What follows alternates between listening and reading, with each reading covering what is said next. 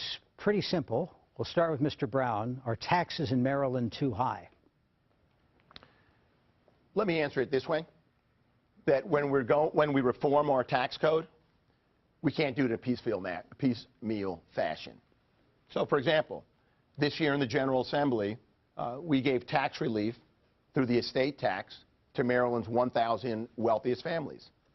Now, contrary to what I've heard, and this is probably the first time they've heard me say it, so in fairness to Delegate Mazur, that tax relief for the estate tax never would have made it to Governor Brown's desk. I would have said to the General Assembly, don't send me tax relief for the 1,000 wealthiest Marylanders until we look at tax reform for all Marylanders, both individuals and companies.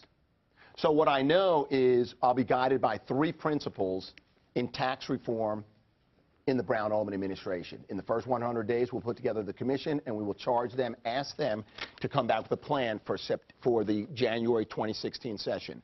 Relief to working families, incentivizing employers to invest in job-creating activities in Maryland. That may be tax cuts, it may be tax credits, and protecting our priorities in education, public safety, the environment, and in public health. What I am not likely to do, unless the evidence is overwhelming, is to give a giveaway, a corporate giveaway to Maryland's largest corporations. Let me tell you why.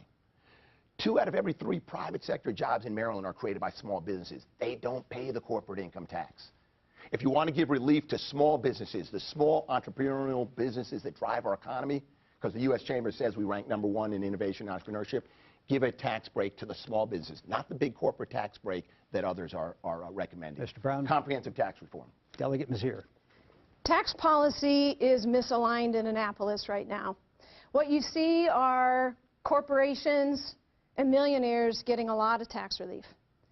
The millionaire's tax was allowed to expire under this administration. Meanwhile, taxes were raised on all the rest of us. I want to turn that around. That's how I fund my middle-class tax relief, by bringing that millionaire's tax back. I talked to you already about closing that corporate loophole in order to provide small business tax relief. I was the lone voice fighting very hard against that estate tax giveaway. It's a $432 million giveaway over just the first 5 years to the heirs of millionaires, the top 3% of the wealthiest people in our state. What does that mean? That means that we continue to shift the tax burden onto the shoulders of the middle class, because our schools and our infrastructure and our hospitals all still need important funding. And when we're taking money away to give it to the estate tax giveaway, that's why your taxes get raised. I'm bringing new revenue to the table with the marijuana legalization plan. Being governor is about setting priorities and building a budget around it. And I've been very clear in this campaign what my priorities are and what we'll get for them. We'll get middle-class tax relief and small business tax relief. We'll get a universal pre-K plan.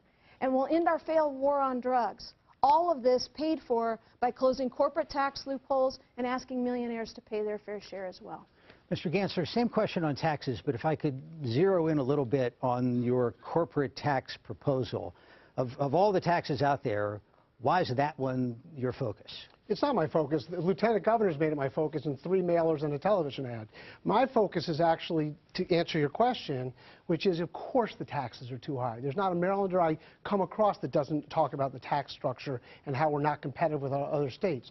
We're getting our clocks cleaned by Virginia. The evidence is right there. They have $1 billion surplus every year. We have almost $1 billion deficit every year when the delegates and senators go back to Annapolis. So this is a huge issue for us. And I think it's the seminal issue in this campaign. What are we going to do about jobs? How are we going to bring jobs back? Because in terms of the corporate tax, the idea is we're going to have combined reporting. So the big companies, as the Lieutenant Governor calls them, will actually have to pay their fair share. And we have to support our small businesses. The facts are over 8,000 small businesses have left our state in the last 8 years. You can't look the other way on that. We have almost 200,000 unemployed Marylanders right now. Yet we have so many job openings in the cybersecurity field and life sciences that we are not promoting. And so we have to make our tax structure competitive with our neighboring states. This is unsustainable.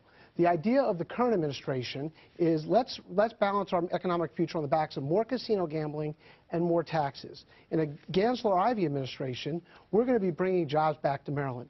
The Lieutenant Governor talked about entrepreneurship. Yes, we're #1. We're 40th in tech transfer. So we don't take those ideas and actually make products. And we need to do what New York did, bring manufacturing companies back, give them tax credits to actually employ more people and fill up our tax base.